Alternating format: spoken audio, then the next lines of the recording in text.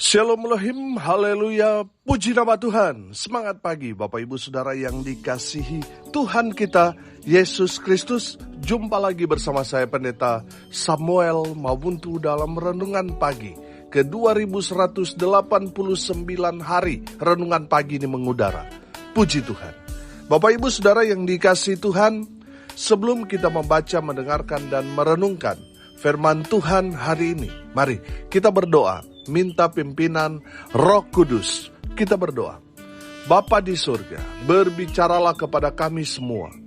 Pakai firman Tuhan ini untuk menegur kami, menasehati kami, meneguhkan iman percaya kami, dan memberkati kami semua. Di dalam nama Tuhan Yesus yang adalah firman Allah yang hidup, kami berdoa. Amin. Haleluya. Bapak Ibu Saudara yang dikasihi Tuhan, bersama dengan saya kita akan belajar Alkitab dari kitab Kejadian sampai kitab Wahyu. Mari buka Alkitab kita. Yesaya pasal 10 ayat 1 sampai ayat 4. Demikian firman Tuhan. Celakalah mereka yang menentukan ketetapan-ketetapan yang tidak adil, dan mereka yang mengeluarkan keputusan-keputusan kelaliman, untuk menghalang-halangi orang-orang lemah mendapat keadilan, dan untuk merebut hak orang-orang sengsara di antara umatku, supaya mereka dapat merampas milik janda-janda, dan dapat menjara anak-anak yatim. Apakah yang akan kamu lakukan pada hari penghukuman, dan pada waktu kebinasaan yang datang dari jauh? Kepada siapakah kamu hendak lari minta tolong? Dan di manakah hendak kamu tinggalkan kekayaanmu? Tak dapat kamu lakukan apa-apa selain dari meringkuk di antara orang-orang yang terkurung dan tewas di antara orang-orang yang terbunuh. Sekalipun semuanya ini terjadi, murka Tuhan belum surut dan tangannya masih teracung. Amin. Haleluya. Bapak Ibu Saudara yang dikasihi Tuhan, dari kebenaran firman Tuhan ini kita dapat melihat bahwa Tuhan menegur keras umat Tuhan dengan kata celakalah. Nah, beberapa hari yang lalu kita belajar tentang kata celaka. Apa arti celaka menurut Kamus Besar Bahasa Indonesia? Celaka artinya selalu mendapat kesulitan, kemalangan, kesusahan, kesialan. Itu artinya celaka. Nah, firman Tuhan di sini mau memberikan kita satu pemahaman. Saya melihat di sini, mereka yang celaka ini mereka yang berprofesi. Perhatikan, yang pertama ayat 1, celakalah mereka yang apa? Menentukan ketetapan-ketetapan yang tidak adil, dan mereka yang mengeluarkan keputusan-keputusan kelaliman. Kalau kita melihat dari segi profesi, mereka ini adalah pembuat undang-undang. Mereka yang membuat aturan. Mereka yang membuat ketetapan. Mereka akan celaka. Kalau apa? Mereka membuat satu aturan yang tidak adil. Saudara yang duduk di kursi DPRD tingkat 1, DPR pusat, dengar ini baik-baik. Saudara dapat menentukan diri saudara diberkati atau tidak. Saudara kalau tidak adil dalam menetapkan undang-undang, aturan, saudara akan celaka. Nah, kalau kita melihat di sini dalam firman Tuhan ini, sekalipun kita sudah celaka, tapi murka Tuhan tetap menyala-nyala kepada kita. Nah, hati-hati saudara. Jangan sampai karena kita sudah duduk di kursi pembuat aturan, membuat undang-undang, lalu kita kompromi dengan dosa. Kita tahu ini nggak adil, tidak adil bagi masyarakat, tapi kita berdiam diri. Saudara yang sudah duduk di kursi DPR,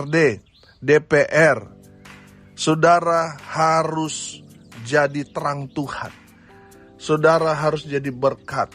saudara harus berbeda dengan mereka yang kompromi dengan dosa. Jadi kalau saudara melihat bahwa undang-undang ini atau aturan-aturan ini merugikan masyarakat banyak, ini tidak adil bagi masyarakat. Saudara yang dikasihi Tuhan, saudara harus perjuangkan suara rakyat. Jangan karena saudara sudah duduk, saudara menutup telinga kepada suara rakyat. Waktu saudara mencari suara, saudara terjun, saudara mendatangi satu persatu, mendengar aspirasi mereka. Tapi setelah saudara duduk, saudara tidak mau dengar mereka. Saudara mau rakyat itu mendengar saudara. Saudara yang dikasihi Tuhan, sebelum saudara memutuskan sesuatu, dengarkan dulu dampak. Sampaikan kepada yang memutuskan. Karena saudara yang menjadi wakil DPR, saudara yang harus membela dan menyuarakan suara rakyat.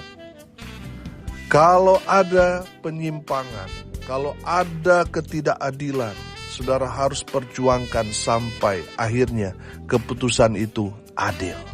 Karena kalau tidak, apalagi saudara hanya berdiam diri, karena saudara sudah nyaman dengan kursi itu, dengan tunjangan saudara yang saudara dapatkan menguntungkan saudara, saudara mencari titik aman. Lalu saudara setuju dengan keputusan-keputusan yang tidak adil.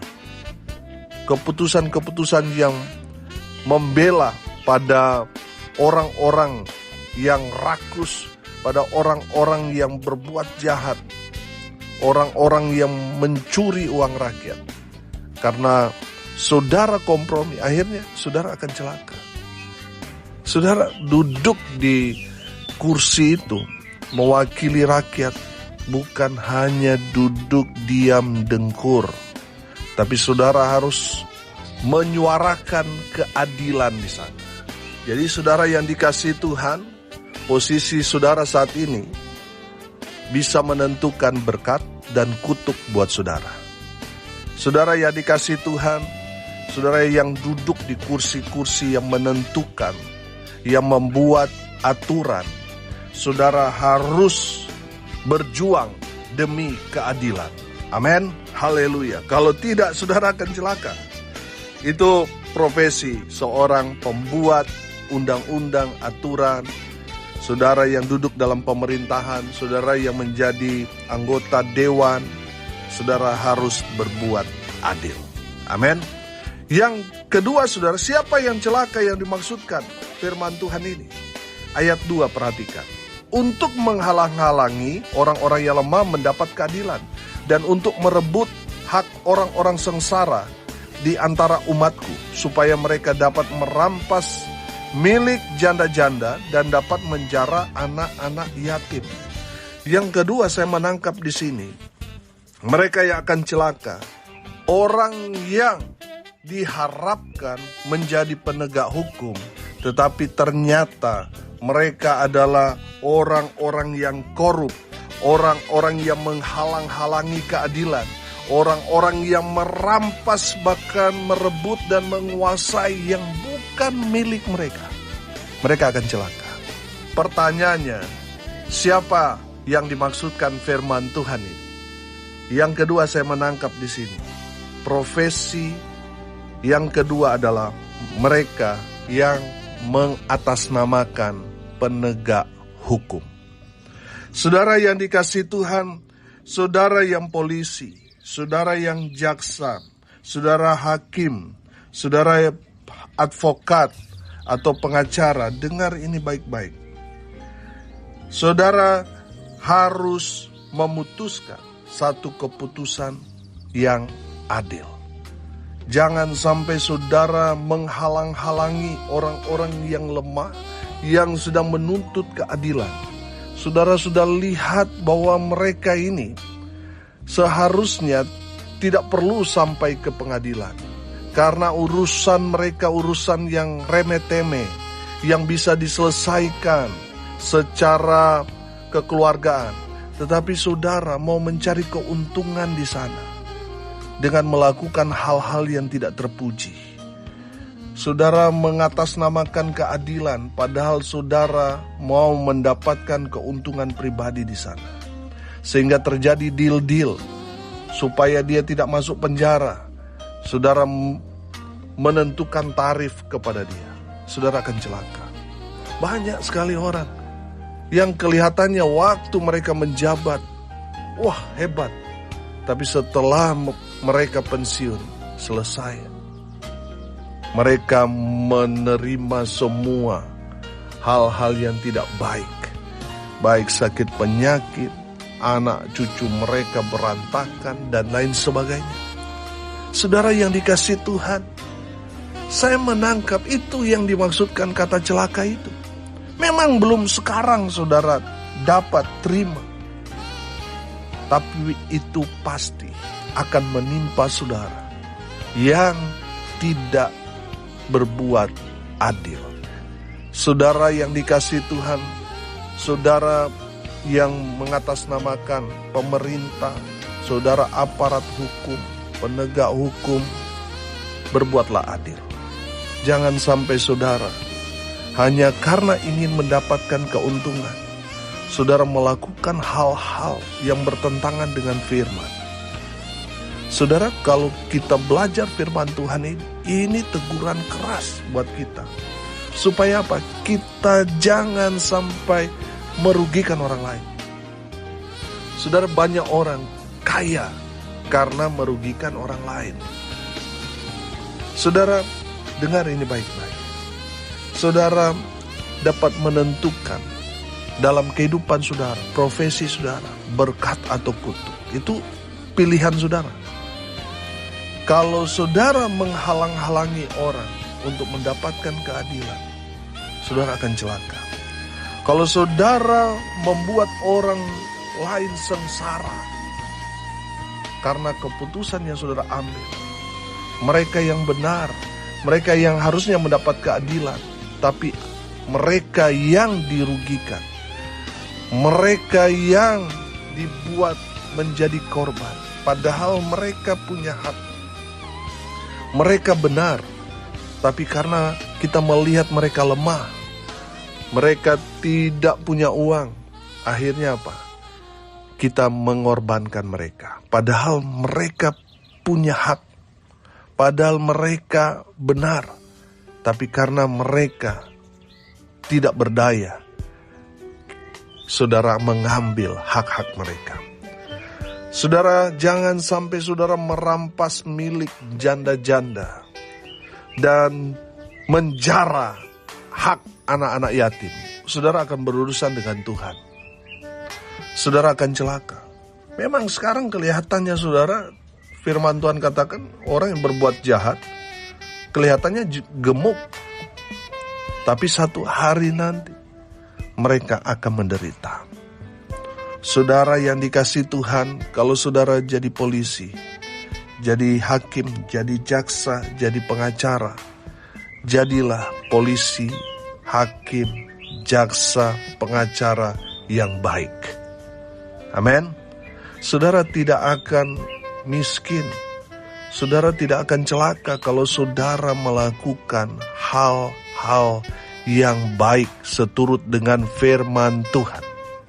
Tuhan yang akan membela saudara. Tuhan yang akan memelihara saudara. Jangan bangga kaya karena korup saudara. Nanti saudara akan membayar begitu mahal karena perbuatan saudara yang tidak adil itu.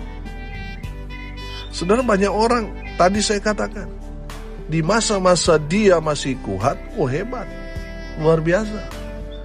Tapi ingat, kalau kita kaya karena korup atau melakukan hal-hal yang jahat di mata Tuhan bertentangan dengan firman, satu hari nanti kita akan membayar dengan mahal. Saudara, kalau saudara membayar mahal, habis itu apa yang saudara punya sekarang. Lebih baik kita ya hidup jujur. Memang kalau hidup benar saudara, lama kayanya. Memang kalau kita berintegritas saudara, kita hidup sederhana. Berbeda dengan orang-orang sekarang, pejabat-pejabat. Ya, padahal kita tahulah gaji mereka berapa. Tapi kehidupannya, waduh, sepertinya gaji mereka sebulan aja udah miliaran, saudara. Padahal kalau kita melihat dari profesi mereka, gaji mereka itu sebenarnya tidak cukup untuk sebulan. Tapi saudara, lihat, banyak orang yang korup. Dan saudara, kalau saudara ada di dalamnya, saudara jadi sama dengan orang-orang dunia. Perilaku, perbuatan saudara korup, yang merugikan orang lain, yang menyalahkan orang yang benar, saudara hati-hati. Saudara akan celaka. Makanya bertobat, saudara. Amin. Saudara yang dikasihi Tuhan, jadi polisi, jadi hakim, jadi jaksa, jadi advokat, jadilah orang baik yang benar hidupnya sesuai dengan firman Tuhan. Amin. Haleluya. Yang ketiga, saudara, siapa yang akan celaka? Saya menangkap di sini di ayat 3 dan ayat 4. Apakah yang akan kamu lakukan pada hari penghukuman dan pada waktu kebinasaan yang datang dari jauh? Kepada siapakah kamu hendak lari minta tolong? Dan di manakah hendak kamu tinggalkan kekayaanmu? Tak dapat kamu lakukan apa-apa selain dari meringkuk di antara orang-orang yang terkurung dan tewas di antara orang-orang yang terbunuh. Sekalipun semuanya ini terjadi, murka Tuhan belum surut dan tangannya masih teracung. Saudara yang dikasihi Tuhan, perhatikan dalam firman Tuhan ini, orang-orang yang celaka itu, orang-orang yang merasa hebat, punya segalanya, punya uang, punya kuasa, merasa hebat. Tapi saudara lihat, apakah yang akan kamu lakukan pada hari penghukuman? Di saat hari itu datang, penghakiman datang, tidak ada yang membela saudara. Saudara sendiri yang harus mempertanggungjawabkan di hadapan Tuhan. Saudara yang dikasihi Tuhan, saudara mungkin berpikir, nanti saya sogok Tuhan deh, supaya saya masuk surga. Tuhan tidak dapat disogok. Saudara yang dikasihi Tuhan, saudara mau minta tolong, pengacara hebat pun tidak ada yang dapat membela saudara. Dan semua harta kekayaan saudara akan saudara tinggalkan. Sebagaimana kita datang dengan telanjang, kita lahir, kita telanjang, saudara tidak membawa apa-apa. Demikian juga di saat nanti kita mati, kita nggak bawa apa-apa. Walaupun mungkin di peti mati banyak sekali uang yang dititip oleh saudara-saudara kita yang masih hidup. Ada cincin, ada jam mahal, ada gigi emas di sana, saudara, itu akan kita tinggalkan. Kita tidak akan membawa itu. Nah, saudara yang dikasihi Tuhan, kita tidak akan dapat melakukan apa-apa. Pembelaan pun tidak dapat, saudara. Kita hanya akan tertunduk di saat hari penghakiman itu tiba. Dan kita akan mati, tewas di antara orang-orang terbunuh. Artinya apa, saudara? Kita akan mati, masuk neraka. Kalau apa? Kita mengandalkan manusia. Saya menangkap pesan yang ketiga ini. Orang-orang yang celaka adalah mereka yang mengandalkan manusia selama mereka hidup. Saudara, banyak orang Kristen sekarang ini, mengandalkan manusia, mengandalkan pendetanya, bosnya, mengandalkan kekuatannya, mengandalkan usahanya, mengandalkan harta bendanya, mengandalkan orang tuanya, mengandalkan relasi, koneksi, dan lain sebagainya. Saudara, orang-orang seperti itu akan celaka. Andalkan Tuhan, maka saudara akan melihat dalam kehidupan saudara, Tuhan selalu buka jalan. Amin. Saudara, hari ini kita belajar siapa yang dimaksudkan akan mengalami kecelakaan. Yang pertama, mereka yang membuat undang-undang. Siapa mereka? Mereka yang duduk dalam pemerintahan, mereka yang menjadi anggota dewan. Saudara duduk di sana, menentukan berkat atau kutuk yang saudara terima. Kalau saudara duduk di kursi DPR. Belalah keadilan. Amin. Yang kedua, mereka yang berprofesi sebagai penegak hukum, aparat negara, baik polisi, hakim, jaksa, mereka yang beracara sebagai advokat. Kalau saudara melakukan ketidakadilan, saudara membela yang bayar, saudara membela yang salah, hitam jadi putih, putih jadi hitam, saudara akan celaka. Memang sekarang saudara hebat, kelihatannya saudara kuat, relasi, uang juga kuat. Tapi di hari penghakiman, saudara tidak akan dapat membela diri saudara sendiri. Jadi bertobat saudara. Kalau jadi penegak hukum, hakim, polisi, jaksa, advokat, jadilah orang baik. Bela keadilan. Jangan merampas, merampok, menguasai yang bukan milik saudara. Kalau saudara sebagai pengacara, jangan bela yang salah, bela yang benar. Amin. Banyak orang benar disalahkan, itu yang harus kita bela. Jangan membela yang bayar. Sudah salah, saudara bela, jadi benar, saudara akan celaka. Yang ketiga adalah orang-orang yang mengandalkan koneksi, relasi, saudara, yang mengandalkan kekuatannya sendiri, mengandalkan manusia, mereka akan celaka. Saudara yang dikasihi Tuhan, tadi saya bilang, kutuk dan berkat itu ada di tangan kita. Kita mau ambil yang mana? Kalau kita mau kutuk, ya itu yang tadi. Kalau kita mau berkat, saudara yang duduk sebagai anggota dewan, belalah keadilan, maka saudara akan diberkati Tuhan. Saudara jadi aparat hukum, penegak hukum, jadilah orang baik. Bela keadilan. Bela orang-orang yang tersolimi. Dan yang ketiga, jangan andalkan manusia kekuatan kita. Andalkan Tuhan, maka Tuhan memberkati saudara. Amin. Mari kita berdoa. Terima kasih Bapa di surga sudah berbicara kepada kami semua. Berkati semua pendengar dimanapun mereka berada. Tuhan memberkati hidup mereka, rumah tangga mereka diberkati, usaha pekerjaan pelayanan mereka diberkati Tuhan, dibuat beruntung berhasil dalam segala hal. Mereka yang sakit, Tuhan Yesus lawat jamah oleh bilur-bilur darah Yesus. Mereka yang sakit disembuhkan, mereka yang lemah dikuatkan. Mereka yang saat ini sedang berduka cita, Tuhan memberikan penghiburan, kekuatan kepada keluarga yang ditinggalkan. Hamba berdoa, biarlah berkat-berkat Tuhan turun memenuhi semua pendengar. Bapak Ibu Saudara yang dikasihi Tuhan, arahkanlah hatimu kepada Tuhan dan terimalah berkat dari Tuhan Yesus. Tuhan memberkati engkau dan melindungi engkau. Tuhan menyinari engkau dengan wajah-Nya dan memberi engkau kasih karunia. Tuhan menghadapkan wajah-Nya kepadamu dan memberi engkau damai sejahtera. Di dalam nama Tuhan Yesus, sumber segala berkat. Bapak Ibu Saudara yang percaya, diberkati Tuhan, katakan amin. Puji Tuhan. Bapak Ibu Saudara yang dikasihi Tuhan, kalau saudara merasa diberkati melalui renungan pagi ini, bagikan juga kepada saudara-saudara yang lain supaya mereka juga diberkati. Karena untuk itulah kita dipanggil untuk jadi berkat. Saudara yang dikasihi Tuhan, tidak terasa beberapa hari lagi kita akan merayakan 6 tahun renungan pagi ini mengudara. Haleluya. Kita akan buat ibadah ucapan syukurnya pada tanggal 21 Juni ini, hari Jumat, di Aula Kampus STTII Dalung, Bali.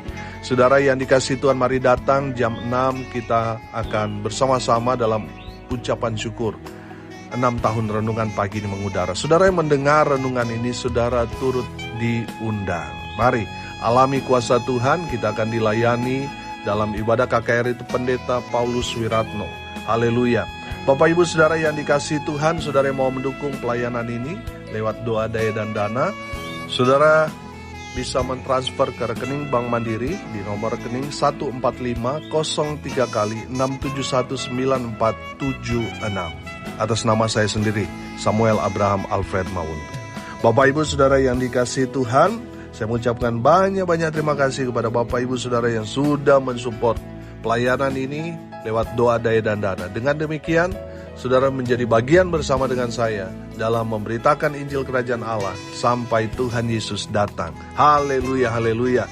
Sampai jumpa hari Jumat di Aula Kampus STTI jam 6 sore. Salam kasih dari Bali. Saya Pendeta Samuel Mabuntu. Sampai jumpa besok pagi. Tuhan Yesus memberkati kita semua. Haleluya.